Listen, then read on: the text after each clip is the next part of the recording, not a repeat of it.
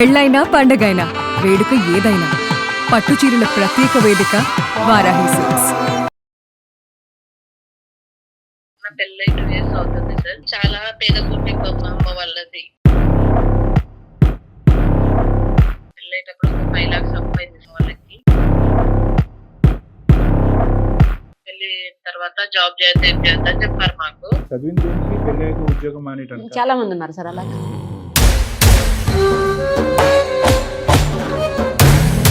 కాదు, ఉద్యోగం చేయడానికి కన్విన్స్ అయినటువంటి భర్త పుట్టింటికి అప్పు తీర్చడానికి ఒక 8,000 పంపిస్తానంటే ఎందుకు ఒప్పుకోవడమ్మా? మరి కొంతమంది మెంటాలిటీ వేరు ఉంటది కదా సార్. కొంతమంది ఏమో ఉంటుంది, మీ ఆయన మెంటాలిటీ ఎలా ఉంటుంది? ఇప్పుడు సమస్య ఏంటమ్మా? సార్ నేను చేసే జాబ్ దగ్గర మా మేనేజర్ తో కొంచెం ప్రాబ్లం ఉంది సార్. నాకు తనకేదో ఉంది సంబంధం అని అన్నట్టు చెప్పేశారు. అదేలేండి, వాడి బుద్ధి గడ్డి తిందంటారు కదా. నాకు శృతికి అది లేదు అని ఇంకా అందరికి చెప్పడం వల్ల ఏంటంటే కొంచెం దూరం పెట్టుకుంటూ వచ్చాను నేను. అది బాగా ఇబ్బంది పెట్టుకున్నాను చెప్పేసి అలా వైఫ్ కి చెప్పాను ఇంట్లో. లేదు నాతో క్లోజ్ గా ఉన్నాయి, మనం టీ తాగిన ఫొటోస్, తిన్న ఫొటోస్ అవన్నీ మీ ఆయనకు పంపిస్తానని చెప్తాను. బ్లాక్ మెయిల్ చేస్తున్నాడు. ఫ్లోర్ అందరూ తెలుసు శృతికి బాస్కి ఏదో ఉంది, శృతికి బాస్కి ఏదో ఉంది. నీ సైడ్ నుంచి కూడా కొన్ని తప్పిదాలు ఉన్నాయమ్మా.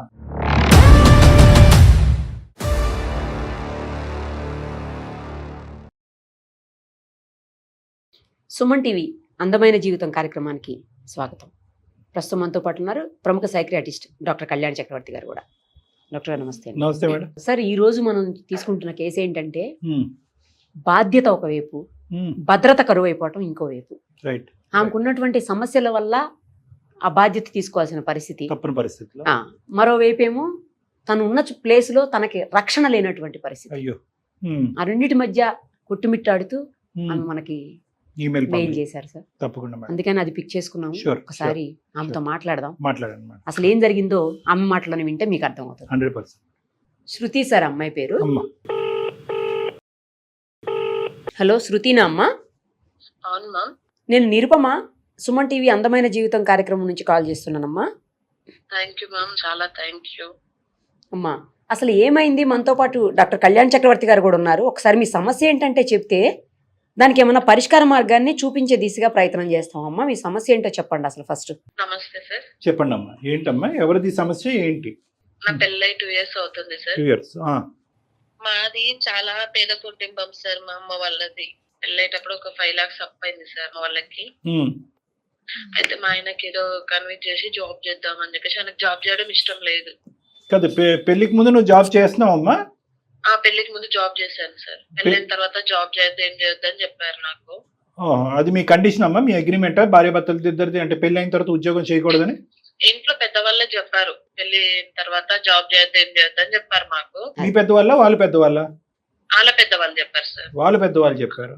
మా అత్తమ్మ మామయ్య చెప్పారు, మా ఆయన కూడా చెప్పారు. ఎందుకో చదివిన దేనికి పెళ్ళయ్యాక ఉద్యోగం మానేయడానికి? చాలా మంది ఉన్నారు సార్ అలాగా. 1 month మానేసాను. పెళ్ళైన తర్వాత మళ్ళీ మా ఆయనకి కన్విన్స్ చేస్తున్నాను. వాళ్ళ కాదు బావా, ఇలా జాబ్ చేస్తాను ఇది ఇది అని చెప్తే సరే అని చెప్పి ఒప్పుకున్నాడు తను.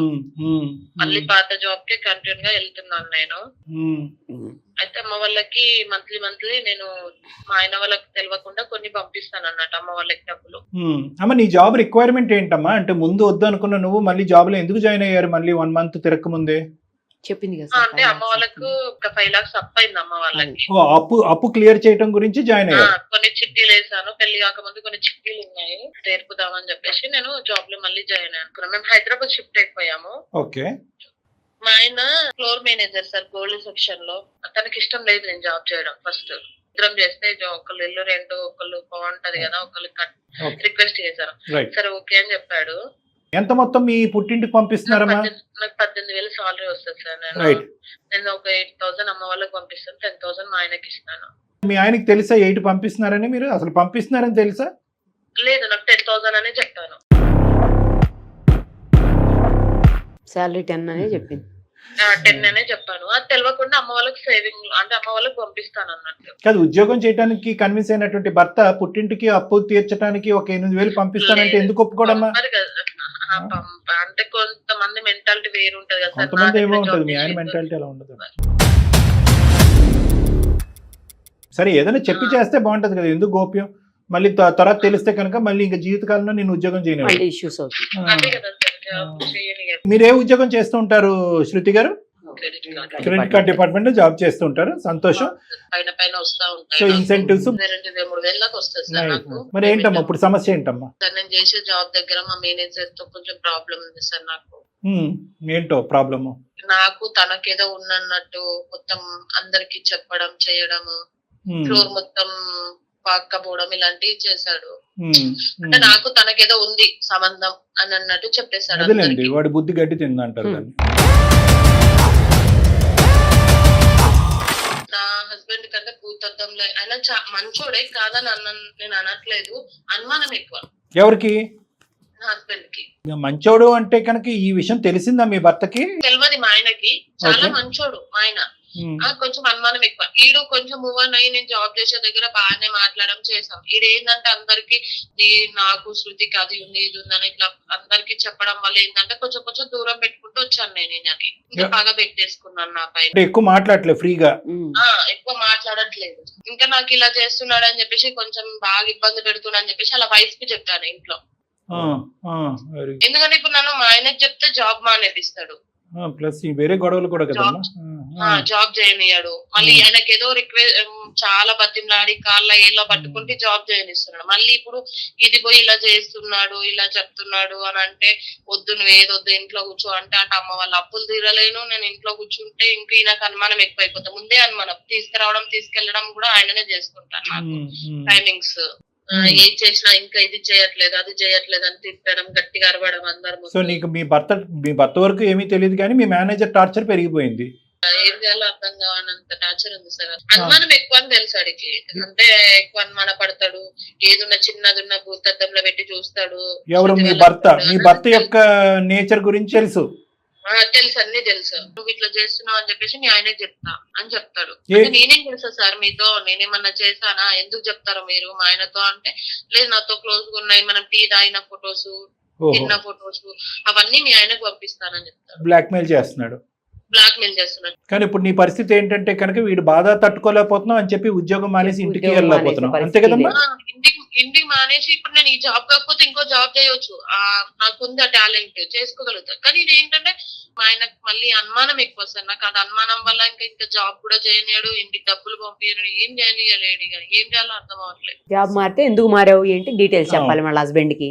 డీటెయిల్స్ ఇస్తారు కదా సార్, మళ్ళీ ఎందుకు మానేది. ఇప్పుడు ఫ్లోర్ లో అందరూ తెలుసు శృతికి బాస్ ఏదో ఉంది, శృతికి బాస్ ఏదో ఉంది, అందుకోసం శృతిని ఎక్కడికి వెళ్ళినా బాస్ తీసుకెళ్తాడు తీసుకొస్తాడు అని ఇట్లాంటి అన్ని రూమర్స్ గుర్తించి పెట్టాడు. ఇంకా మా ఆయన వచ్చి ఎంక్వైరీ చేసినా కూడా ఇట్లా అట్లా అని అంటే అప్పుడు నా సంసారంకే ఇదైతుంది కదా సార్, నేను ఏం చేయకపోయినా.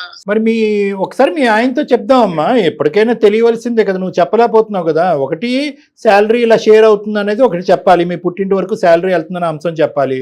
రెండోది ఏంటంటే ఇప్పుడు మగాడైనా మొగుడైనా సెక్యూరిటీ అన్నా భద్రత అయినా ఏదైనా నీ భర్త దగ్గర నుంచి రావాలి. సో అలాంటప్పుడు ఏంటంటే ఇలాంటి వాడికి సరైన విధంగా గడ్డి చెప్పే వ్యక్తి నీ భర్తే కాబట్టి అతనితో ఒకసారి మాట్లాడదాం. వద్దు సార్, ఇంకా లేని అనుమానాలు వస్తాయి కదా సార్. ఏం చేస్తావు ఏంటి ఎందుకు ఇక్కడ వరకు వెళ్ళావు, ఇంకా లేని అనుమానాలు వస్తాయి కదా సార్. నా లైఫ్ రిస్క్ లో పడిపోతుంది కదా సార్. అది కూడా పాయింట్ అంటే ఇప్పుడు అమ్మాయి వైపు నుంచి ఆలోచించినప్పుడు కరెక్టే కదా. అంటే అతనికి కూడా మొదటి నుంచి నెగిటివ్ మెంటాలిటీ ఉంది కాబట్టి అతనితో మాట్లాడే పరిస్థితి లేదు. ఇతనితో మరి అమ్మా చెప్తా ఇంకేంటి సార్, ఇంక ఇక్కడ వరకు వెళ్ళాలి, ఇంకా మీ ఆయనకి చెప్తాను, ఇంకా టార్చర్ ఇంకెక్కువైపోతాయి కదా సార్. నాకు ఇంకా ఏం చేయాలో కూడా అర్థం అవ్వట్లేదు సార్. ఇప్పుడు ఇటు చెప్పలేం ఇటు చెప్పలేని పరిస్థితి. సో ఎవరు ఏం చేయాలో అర్థం అవుతలేదు సార్ ఇప్పుడు. సార్ నేను చెప్తాను వినమ్మా శృతి, సార్ నేను చెప్తాను విను. ఇక్కడ నీ సైడ్ నుంచి కూడా కొన్ని తప్పిదాలు ఉన్నాయమ్మా.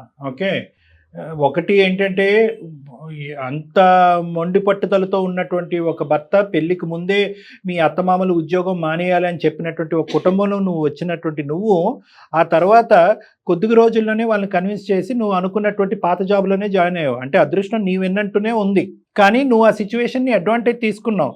అరే అంత ట్రాన్స్పరెంట్గా ఒప్పుకుని ముందుకు వచ్చి ఈ అబ్బాయి ఒప్పుకోవటం కాదు, బహుశా వాళ్ళ తల్లిదండ్రులతో కూడా చెప్పుంటాడు కదా, అమ్మ నాన్న వినండి అమ్మ శృతి. అంటే ఎంత అభద్రతతో ఉండేటటువంటి వ్యక్తి, ఎంత కంట్రోల్ చేసే వ్యక్తి అయినా కూడా ఈరోజు ఆఖరికి నీ మాట నెగ్గేటటువంటి విధంగా నీ లూప్ లైన్లోకి వచ్చేసాడు అతను. అంటే అక్కడే ఒక భర్తగా అతనికి ఒక స్థానాన్ని, ఒక విలువని, ఒక ప్రత్యేకతని ఇవ్వాల్సినటువంటి అవసరం ఉంది.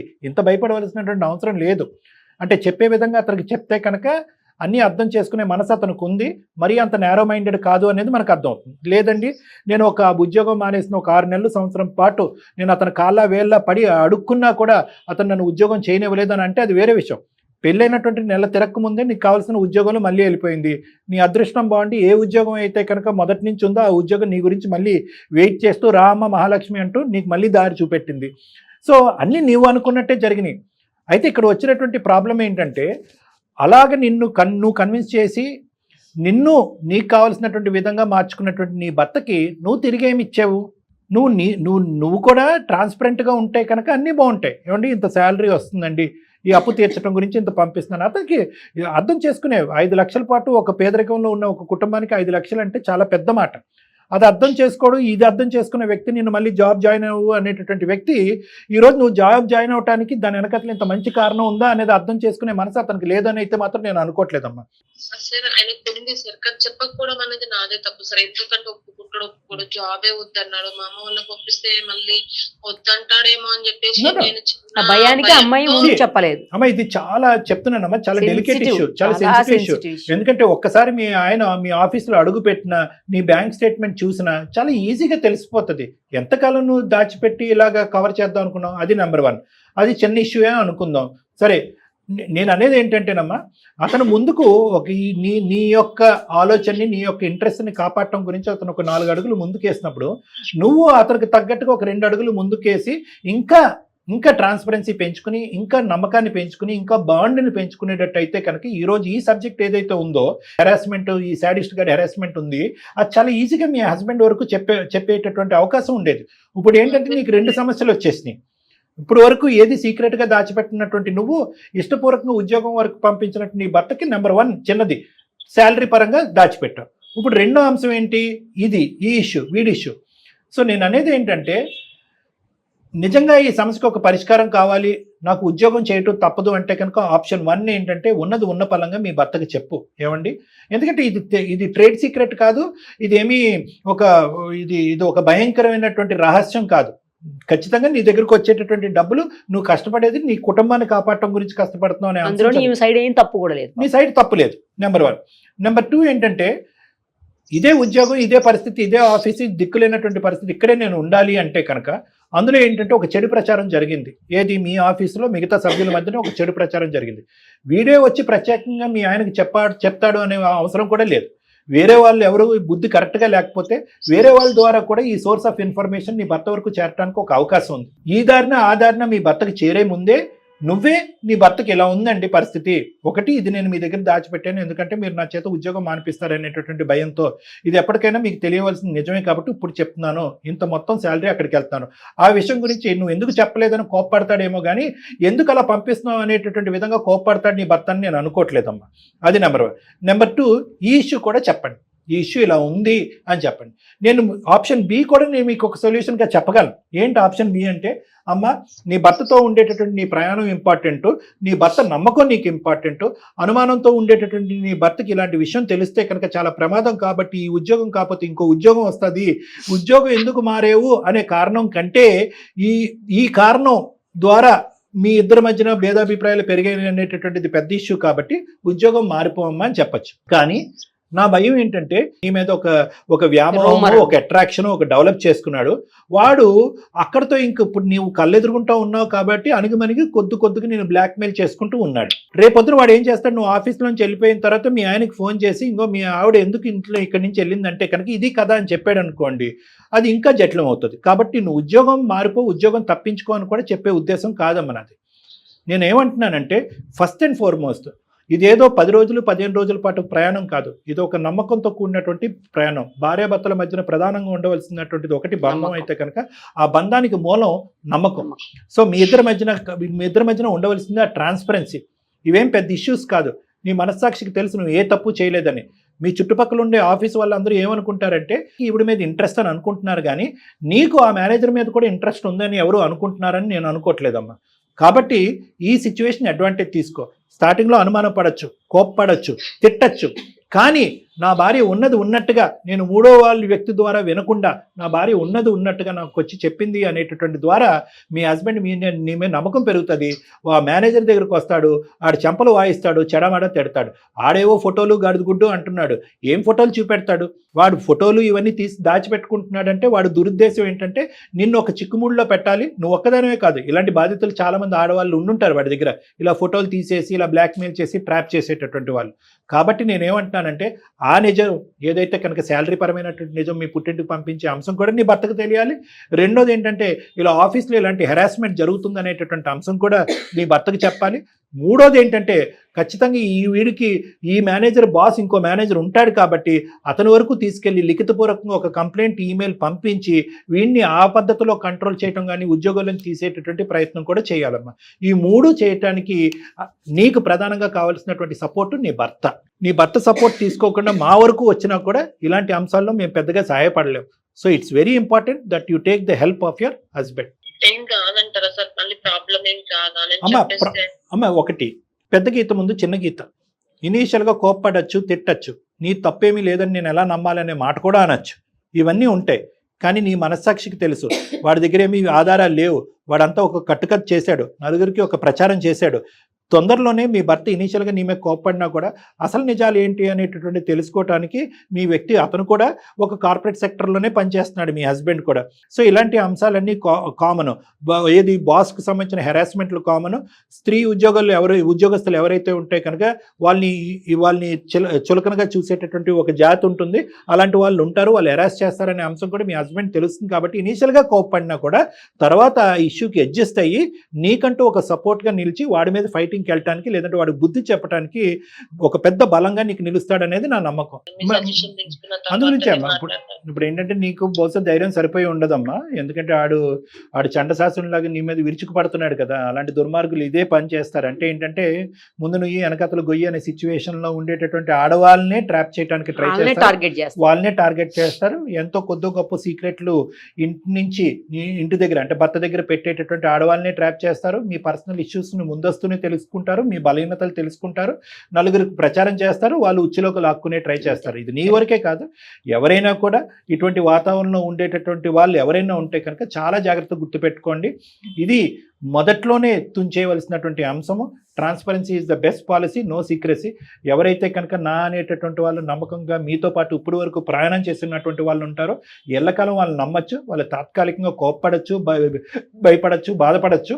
కానీ ఈవెన్చువల్గా మొట్టమొదటి సపోర్ట్ అనేటటువంటిది నా అనేటటువంటి వాళ్ళ దగ్గర నుంచే వస్తుంది. కాబట్టి నీ జీవిత భాగస్వామి నీ భర్త కాబట్టి అతని దగ్గర నుంచి 100% నీకు సపోర్ట్ వస్తుందని నమ్మకం నాకు ఉందమ్మా.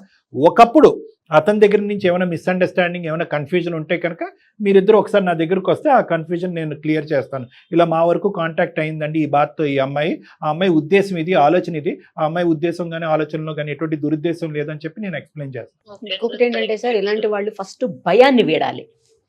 అలాంటి వాళ్ళ నుంచి భయం పడతారు. ఏమవుతుందో, జాబ్ మానేయాల్సి వస్తుందేమో, లేకపోతే నన్నేమన్నా నిజంగానే బదనాం చేస్తారేమో అందరిలోనే ఓ భయానికి గురవుతుంటారు. ఆ భయాన్ని వీడి ఎవరో ఒకటితోటి ఇంట్లో బాగా క్లోజ్ గా ఉండే పేరెంట్స్ తోటో, అన్నతోటో, తమ్ముడితోటో, భర్తతోటో ఎవరో ఒకటితో షేర్ చేసినప్పుడు ఆటోమేటిక్ గా సొల్యూషన్ అనేది కనిపిస్తుంది. Exactly sir. ఓపెన్ అవ్వాలి. ఎవరికి చెప్పుకోలేను బాధ సార్. ఇటు ఇంటికి చెప్పుకోలేను, అటు ఆయన చెప్పలేను. అనిపిస్తుంటే ఇటు ఎక్కువైపోయింది నాకు బాధ, టార్చర్. కరెక్టేనమ్మా. అందు గురించే ఫస్ట్ ఇలాంటి వాళ్ళందరూ ఓపెన్ చేసుకోవాలి, వాళ్ళ మనసు విప్పి మాట్లాడాలని చెప్పి ఈ వేదిక యొక్క ఉద్దేశం అమ్మా.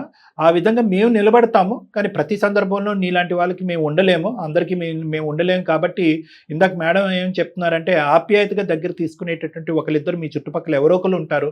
అనుమానాస్పదంగా ఆలోచించకుండా ప్రోత్సహించేటటువంటి వాళ్ళు ఎవరో ఒకరు ఉంటారు. నీ మనసు యొక్క భావాన్ని అర్థం చేసుకుని నా అనేటటువంటి ప్రేమించే వాళ్ళు ఉంటారు. వాళ్ళకి మనసు విప్పి షేర్ చేసుకోండి. తర్వాత అనేటటువంటి సొల్యూషన్ అనేది అరే ఇంత ఈజీగా నాకు సొల్యూషన్ మీకే అనిపిస్తుంది. మీ హస్బెండ్ తో చెప్పండి. I'm very confident. Thank you sir. Mail పెడితే మీ నుంచి సజెషన్ వస్తుంది. తప్పకుండా ముందడిగిద్దామని ఆలోచించి మీకు మెయిల్ పెట్టాను. చాలా మంచి పని చేశారమ్మా. హేస్టీ డెసిషన్స్ తీసుకోకుండా చాలా మంచి పని చేశారు. Very good. చాలా thank you sir. Thank you అమ్మా. బాయ్ అమ్మా. జాగ్రత్త అమ్మా. Bye. Okay sir. Thank you. బహుశా ఇది ఏంటంటే వర్క్ ప్లేస్ లో హెరాస్మెంట్ Harassment. హెరాస్మెంట్ ఏదైతే ఉందో మేడం Mm. దానికి ఇది ఒక సరైనటువంటి ఎగ్జాంపుల్. మీరు అవును, చెప్పింది మీరు అవును. కూడా చెప్పారు. ఎక్స్ప్రెషన్ ఎట్ హోమ్ అంటే Yes. దాన్ని మనం రెడ్ ఫ్లాగ్ అంటామా, విజిల్ బ్లోయింగ్ అంటామా, అది ఏమంటారు నాకు తెలియదు, Mm. రకరకాల పదాలు వాడుతున్నాం. లేదు అంటే ఈయన కంటే పైన ఇంకా ఉంటారు కదా అది ఇంకా ఎస్కలేట్ పైన చేయాలి. Managers వాళ్ళ దగ్గరికి complaint వెళ్ళి చేయాలి. డైరెక్ట్ బాస్ తో మీరు ఇందాక మాట్లాడడం అన్నట్టుగా ఏదో ఒకటి. ఏంటంటే భయం ఆ ఉండకూడదు. బెనికితనం, భయం ఏమో Yes. ఎక్కడో నేను తెలియకుండా ఒక పొరపాటు చేశానేమో, Mm. అనుకోండి ఒక మాట అన్నానేమో, లేదంటే ఈ అమ్మాయి అన్నట్టుగా ఒక ఫోటో ఏమన్నా తీసుకున్నానేమో, ఉందేమో. లేదంటే ఒక షాప్కి వెళ్ళి కాఫీ తాగానేమో, Mm. ఇలాంటి చిన్న చితక అంశాలు మనసులో ఉన్నప్పుడు ఏంటంటే దీన్ని అవతల వ్యక్తి ఎలా భూతద్దంలో పెట్టి చూపెడతాడనేటువంటి అభద్రత భయంతో ఏంటంటే మొత్తం అంతా కప్పేసేటటువంటి ప్రయత్నం చేస్తూ ఉంటారు. ఈ కప్పేసేటటువంటి ప్రయత్నాన్ని దగ్గర నుంచి చూసేటటువంటి వ్యక్తి ఎవరంటే కనుక ఈ మేనేజర్ లాంటి వాళ్ళు అన్నమాట. Mm. అదిగో చూసేవి ఇది దాచిపెట్టింది అది. సో మీరు ఏ లిస్ట్ ఆఫ్ థింగ్స్ మీ భర్త దగ్గర నుంచి మీ ఫ్యామిలీ మెంబర్స్ నుంచి దాచిపెడుతున్నారనేటటువంటి బలహీనతని వాళ్ళు క్యాష్ చేసుకోవటానికి ట్రై చేస్తారు, మిమ్మల్ని లోబర్చుకోవటానికి ట్రై చేస్తారు. కాబట్టి whistle blowing is very important. గట్టిగా చెప్పండి, చెప్పవలసిన వాళ్ళకి ఖచ్చితంగా చెప్పండి, బెదిరిపోవద్దు, భయపడొద్దు. మీ మనస్సు నిక్కచ్చు అయితే కనుక ఖచ్చితంగా గెలుపు మీదే. Thank you. Thank you.